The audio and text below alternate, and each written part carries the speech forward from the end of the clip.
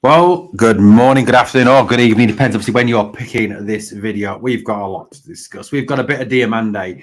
We've got a bit of striker talk. We've got a bit of Niels Koppen, a bit of cup tie discussion, and a bit of that trading model, guys, and what the trading model could mean and how it could work most successfully. Also, I want to talk a little bit of Tom Lawrence as well. Hello. Yes, it's my ugly mug back to talk to you here on Glasgow Rangers Nation. Hello, I'm Owen David, for those who don't know.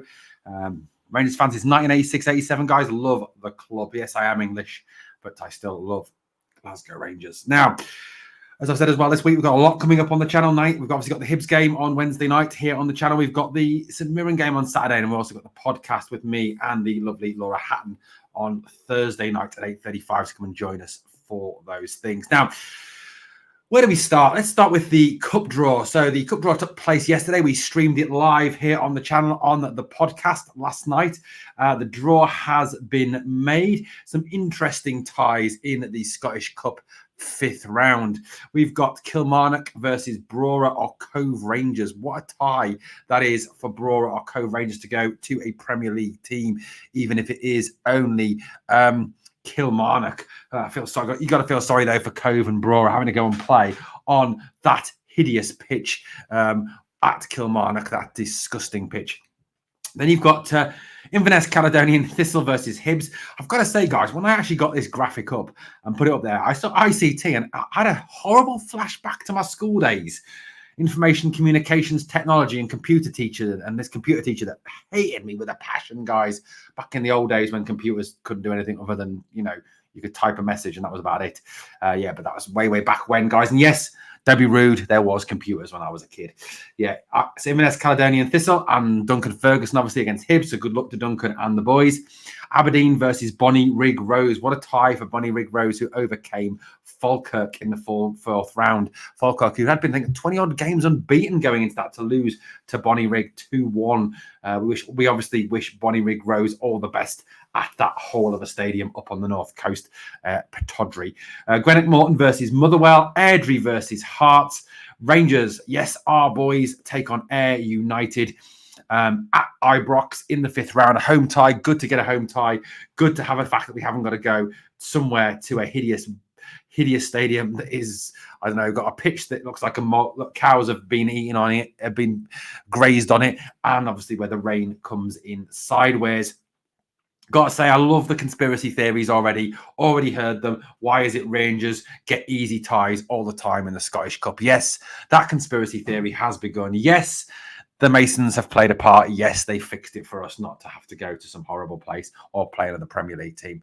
100%. Gotta be. Whatever. Partick Thistle versus Livingston. That could be a really interesting tie with Partick Thistle against a struggling Livingston team, and obviously the tie right at the bottom of the list where they deserve to be. St Mirren versus Celtic. Obviously, wish St Mirren all the best in that tie. Hope they can smash up Celtic. So obviously, Rangers taking on Ayr United, rather amusingly nicknamed the Honest Men. Well, let's hope they do play with a level of honesty and don't just come and try and kick the living daylights out of us like a lot of teams seem to. Although fair credit, I'm going to give credit to Dumbarton, who didn't resort to those tactics at all. They obviously kept to trying to play football. They kept to trying to actually turn it into a game of football and not a fight, unlike some Scottish Premier League teams. I actually give more credit to Dumbarton than I give to a lot of the Scottish Premier League teams that come to Ibrox. They actually made an effort to actually try and play football against us rather than low block and fight, which is what most teams do. Ayr currently sit ninth in the Scottish Championship, which is second to bottom.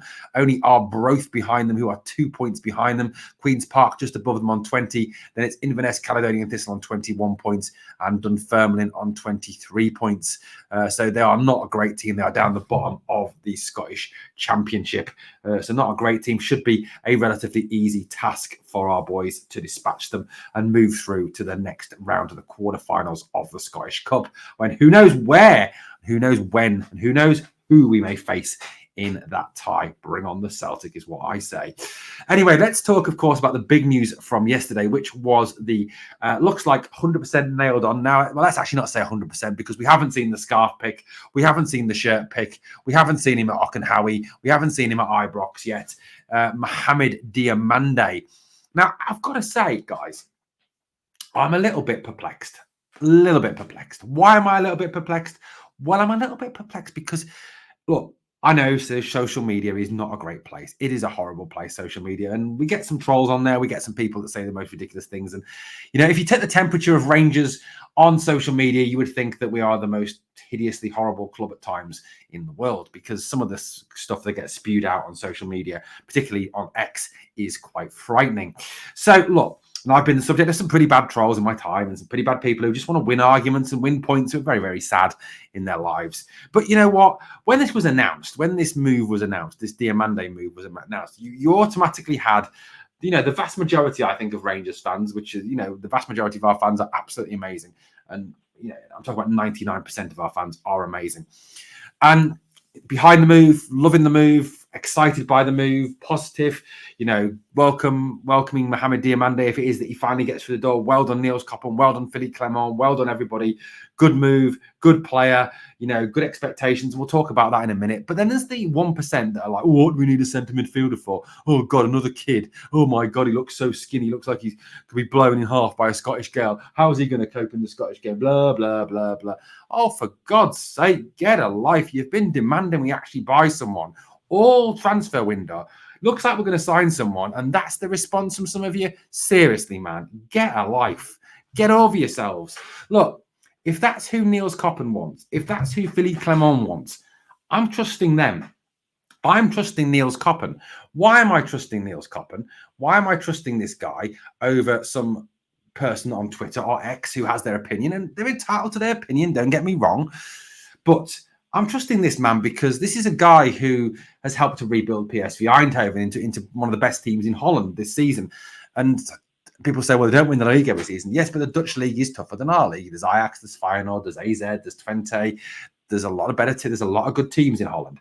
So what's he done there, you may ask? Sabari, Bakayoko, Sangare, Noah Lang. 4 outstanding players that PSV have signed thanks to the work of this man. Now, if you take, for example, Bakayoko, you take, for example, Sabara, you take, for example, Noah Lang, these are guys who were signed from other people's youth teams, brought into the PSV system, brought through the PSV system, and are now top players, not only in Holland, but also in Europe as well. Players that are subject to huge transfer bids from EPL clubs. Take, for example, Johan Bakayoko. The guy is a Belgian international. A number of English Premier League clubs have bid in excess of £25 million for the guy. You know, PSV paid nothing along the lines for that player. Sabari, another one who is genuinely got interest from English Premier League clubs. Again, 20 million plus. Look, if this is the way this guy's going to take this club, that he's going to pick up these bargains, these players for, it looks like 1.5 million, £2 million for Diomande. And then, you know what, in 2-3 years' time, we are flipping this guy for 15, 20 million pounds. Geez, man, I'm telling you something. I am backing this guy all the way. And also, Philippe Clement, this guy is a winner, a guy who knows what he's doing, a guy who is on the right level. Back him. You know, he has got a tune out of this team, guys. I'm not being funny, but this is not a good team at the moment. This is not a great squad. There's some players we are carrying in this squad, the Borna Barisics of this world, the Ben Davises of this world, the Cyril Dessers of this world. We are carrying these guys, but our man, Philippe Clement, is getting a tune out of them. Back these guys, back them over this signing. I'm sure they know what they're doing. Look, Diomande. And yes, that is Ryan Kent. Please don't get all reminiscent about him. He's not coming back. So please don't, and we don't want him back. But Diomande is a top player. He is a very highly rated playmaker. He is rated very highly in Europe. Now, he plays in the Danish league, yes, for Norgesland, but the Danish league is quite a tough league in terms of the fact that it is a physical league. Okay, I'm not saying that they produce outstanding international teams or European teams, but they do produce very good players for the Danish system. Look at some of the players that we've had from Denmark. Yes, I know that Diomande is from the Ivory Coast, but he's still come through the Dare to Dream Foundation, which was founded by Norgesland. It's come through the Norgesland youth system, through the Danish youth system. You know, a lot of outstanding Danish players in the past. Now, he's 22 years old, guys. He's still a player who can be molded, who can be developed, who can be made better. He was a product of this Right to Dream Academy in Ghana, which was founded by Norgesland to find the best talent in Africa. You know, he is one of the most promising players out of that academy that Nordjylland apparently have snapped up. He is very highly rated, very highly thought of. You know, even if selling him for £1.5 million, £2 million, whatever they're going to sell him for to us, they're still making a substantial profit on him. Now, according to the report in numbers of sources, we've already agreed this deal. He's left Nordjylland's winter training camp in America so that he can head to Ibrox to complete his medical. You know, this guy is a quality player. You know, he has been linked with some top sides around Europe. He was linked with Union Berlin, with RB Leipzig. Now, look, guys, RB Leipzig are famous for recruiting and finding young players, developing them and turning them into top-class talents. Timo Werner, Christopher Nkunku, players of that caliber that have come through their system there. The RB system is all about finding those young players and developing them, having a trading model, which is what Rangers are trying to do.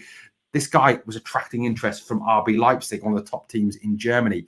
He is an attacking midfield player, which obviously does raise some questions about the future of Todd Cantwell, Tom Lawrence, but we know that Tom Lawrence is not a player who stays fit on a regular basis. He's a player who gets injured a lot. You know, he's a player who, I love Tom Lawrence. I think he's a great player. I think he's a top talent. But if he cannot stay fit, then we've really got to move on from him. And someone like Diomande really could be the future. Todd Cantwell, well, as I said on the podcast last night, he isn't the same player he was last season. You know, he really is flattering to see. Yes, he's had some good moments. Yes, he's scored a couple of goals. Yes, he's had a couple of assists. Yes, he's linked nicely with Fabio Silva on points. And I'm not slagging off Todd Cantwell. I like Todd Cantwell. I think he's a good player. But I think even the most one-eyed Rangers fan has to admit there's times this season where he has not lived up to the billing from last season. He really hasn't influenced games to the level that he did towards the end of last season after he was signed in the January transfer window. Now, in terms of Diomande, he's someone who's established himself in that Danish team. You know, even only 22 years old, he is a regular for Nordjylland, a regular player. He's played 21 times across all competitions this season for his team. He's registered 5 assists. He was part of the Nordjylland team that beat Ludogorets 7-1 in the Conference League. He was also part of the Nordjylland team which inflicted the worst defeat on Fenerbahce, who are no mugs, in 31 years when they beat Ryan Kent's Fenerbahce in November. You know, and even though he has played European Conference League football, he is still eligible to play for Rangers in the Europa League.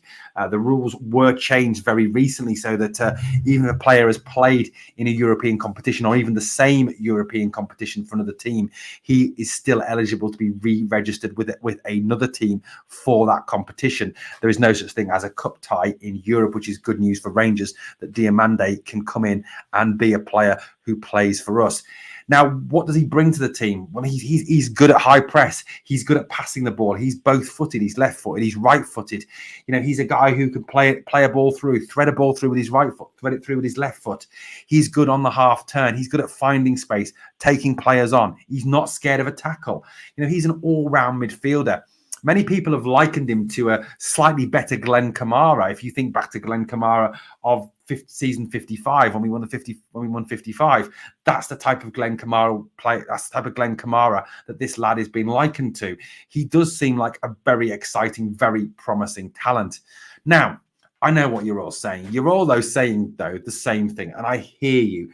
You know what? Even though I'm recording this video and I'm not speaking to you directly as I love to do on the podcast and I'd love to do on the lives, I can hear what you're saying to me. You're saying, Owen, but we need a striker. We need a striker. We can't win the title without a striker. It's not possible without a striker. We need a striker. Now, I know. Look, I know you guys. I know who the vast majority of Rangers fans want to sign for the club. And do you know what? Conspiracy theories over the weekend went into hyperdrive with the fact that Lawrence Shankland didn't play in the Hearts 4th round cup tie against Spartans. Oh, this is because he doesn't want to be cup tied against, so he can be sold on. This is because of this. And yes, apparently he has rejected a new contract. That apparently is true. But look, I think we're putting 2 and 2 together here and getting 22 rather than even 4-5. I think for me, one of the things that is kind of standing out on this Lawrence Shankland business is, yes, you've had the likes of Mark Benstead of Sky Sports saying, you know, what he said. Yes, you've had the likes of, you know, certain media personalities saying what they've been saying about Shankland, about the fact that he's a perfect fit for Rangers. Kenny Miller, for example, Chris Boyd. all saying that this guy is the perfect fit for Rangers. Now, for me, there's one big issue with this. I haven't heard anything from the club, not even a leak, not even a squeak from anyone in the club, or even a mention from anyone in the club about Lawrence Shankland. It seems to me that all the links for Lawrence Shankland are coming from A, the media, and B, the fans, not from the actual club itself. Is Philippe Clement genuinely interested in Shankland? Now, I know I reported, and you know what? Yes, you can accuse me of clickbait, you can accuse me whatever you want, but this is what's been reported. And as a channel, we report what the media is saying because we want to give opinion on it. That's why I talk about it, to give opinion. You know, this is what Mark Benstead said, flashing back to this. Rangers still want to bring in forward player, and there is interest in Lawrence Shankland at Hearts. I'm told the figures involved, if it was to happen is the key word there, are not insurmountable. It could be straightforwardly done, but they will perhaps have to move some bodies off the wage bill first, and we'll need a common consensus if he is the right player to go for. So that is what Mark Benstead said. But at no point is there a definite club thing. Now, there seems to be this rumour going around, a report going around that the club's board are split over Lawrence Shankland, that some want him, that some don't want him. But I'm starting thinking about this. I find it highly unlikely that would leak out, that would be the case. And you know, look, as much as I might not trust James Bisgrove or not trust Craig Robertson, you know, if Niels Koppen and Philippe Clement are both counselling that this is the guy for them, that this is the guy to lead this team forward, then surely they go for him, because that's what the manager wants. I can't understand. So that's why I can't get my head around it.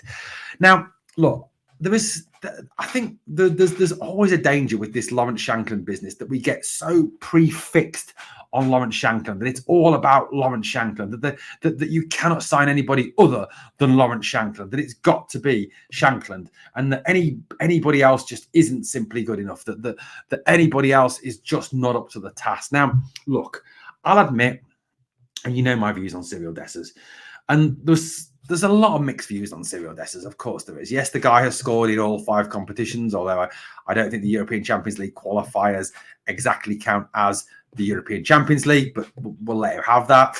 And at the end of the day, the problem that I have with Cyril Dessers is that whilst he may be able to play a role for Rangers, I'm not saying that we throw him out. Some fans do want that. And I don't particularly like the guy.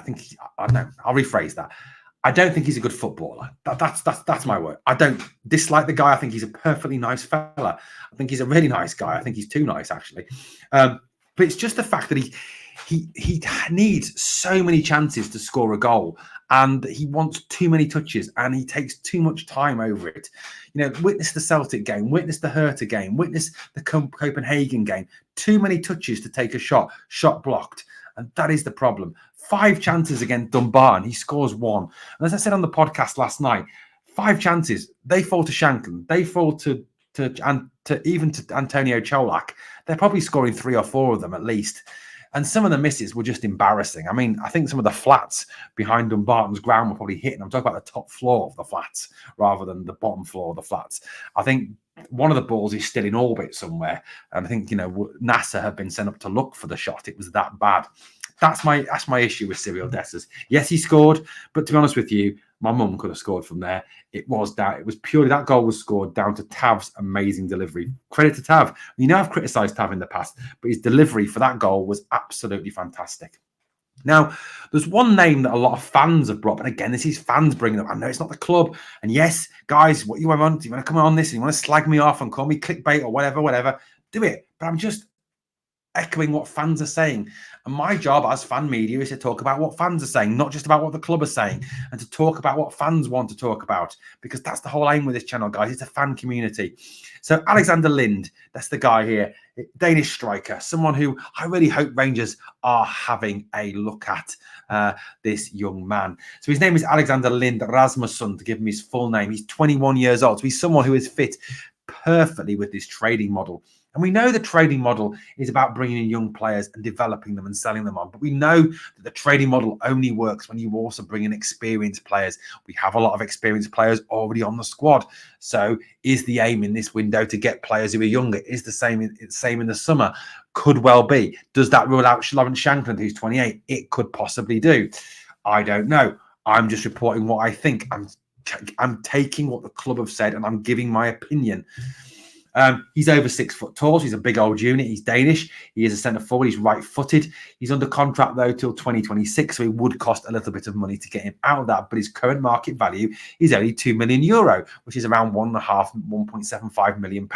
Very much within Rangers' limited budget. Now we are, I think, working with a limited budget in this transfer window. Michael Beale wasted a lot of cash. We obviously have lost a bit of money. We only made £252,000 profit. FFP is seemingly suddenly just been really re-cracked down on when it wasn't previously. So, there's not a lot of money there. He is an out-and-out centre forward. That may rule him out if Rangers are looking for hybrid players. I don't know. But Lind does seem a good prospect. These are his stats from the Danish Super League this year. Now, he's scored 10 goals in 16 games, 2 assists. That's 12 goal involvements in 16 games. That's pretty good, guys. That is pretty decent. He's played in 71% of the starting 11, 62% of the minutes, and had a 46% goal participation rate. So just under 50% of his team's goals have come from him. He clearly is a very good finisher, 10 in 16.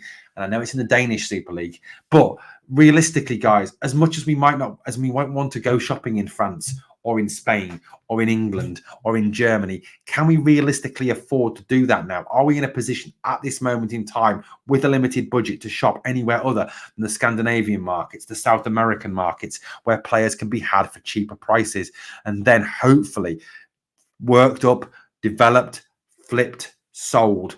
That for me is the way forward, and that's the trading model we're trying to put in place. The days of us signing the Laudrups, the Amarusos, the Newmans, the De Boers, the Gazas of this world, they are over. We were spoilt during that era. I love that era, guys. I mean, seeing Gaza and Laudrup on a pitch together, just amazing. Seeing Koisti and Gaza on a pitch together, amazing. But look, realistically, we're not going to ever go back to that. Seeing Jörg Albert, seeing Nikita Jelavic, Peter Lovenkrantz, guys of this caliber playing from my Rangers was amazing. But realistically, we're not going to go back to that. We can't. We haven't got the money. And the problem we have got also is our neighbours down south have just shed loads of money to waste and throw around. The average Premier League transfer is around £10 million now. It's ridiculous. Their wages are off the scale. So for me, we're in a position where we've got to go shopping Scandinavian market. We've got to go shopping South American market. Alexander Lind is a good young player, up and coming, goal scorer, knows where the goal is, can put the ball in the back of the net, big unit, quick, strong, sort of player who would do well in Scotland. I think as well, you look at the Scandinavian leagues, you look at the Swedish league, you look at the Danish league, you look at these leagues, they're physical leagues. They're much more suited to Scottish football, where, we have got a fast physical product. Yes, it's not the best at times due to the hammer throwers from Livy and Ross County and St Johnstone and Motherwell and Hibernian. But at the end of the day, that's what we've got to bring players in to be able to cope with. And the Scandinavian leagues produce those physical types of players. There's players in the past that have come from Scandinavia that have been great successes over here. Unfortunately, I don't really want to mention his name, but Henrik Larsson, Swedish player, very good player, for example. Morelos came from Helsinki, from Finland. These players have come from those Scandinavian, from those leagues up there, and have been successful. So for me, look, I know Finland's not in Scandinavia before some smart arse tries to point that out, but look, that is where we need to be shopping now. Yes, I would love Lawrence Shankland, but realistically, I don't think Hearts are going to sell him in this window. And if they do, they're going to want about £5 million for him. I think I was chatting to a Hearts fan last night, and that's what he was saying that the club are talking about. That's what he's hearing coming from the club. So look, we've got to, I think, broaden our horizons. And if we don't get Shankland, not be too disappointed, but as long as we actually sign a striker with a proven goals record. And that's what I need at the end of the day, is a striker with a proven goals record. Well, guys, I hope what I've said makes sense. You may fundamentally disagree with everything I've said, and that's fine. Just be constructive about it. Thank you so much for watching Glasgow Rangers Nation, guys. And as always, there's 2 things I always ask of you on the way out. Number 1, smash the like. And number 2, please remember, never forget, we are the people.